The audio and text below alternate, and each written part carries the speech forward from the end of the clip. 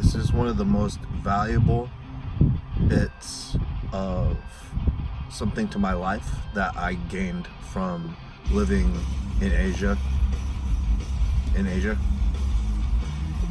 And that is that when you are listening to someone, when you're listening to them speak, not to listen to the words, but to think about what the words are trying to communicate to you.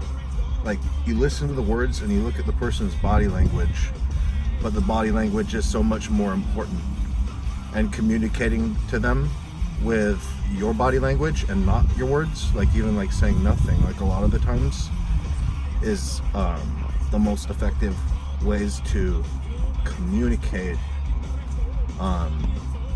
And it unlocks, because you're forced to do this in a different country because there's a language barrier, and so the words, you have to think about, what is this person trying to say to me, because they might not be correct. The words might not be correct, and your instinctual communication that is communicating with them non-verbally, and like the tiny little things that people's faces do and stuff like that, that says their intention, not their words, but the intention behind the words.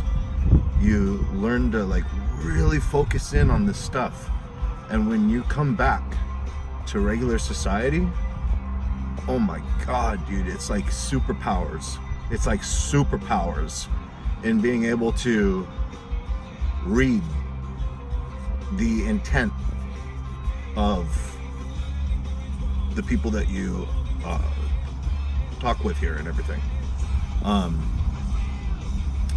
because you gain this skill that you didn't have before, and no one that has lived outside their culture where there's a language barrier, no one's gonna have that, where they're forced to communicate more on a instinct, like human animal meets human animal,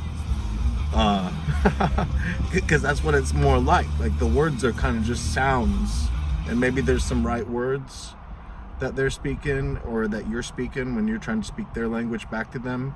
Maybe there's some common words that you guys know between the languages and you can piece together a conversation, but you really have to look at the person and the way that their face is moving, the tiny little things that are happening, the tiny little tensions and movements. You become much more sensitive to this.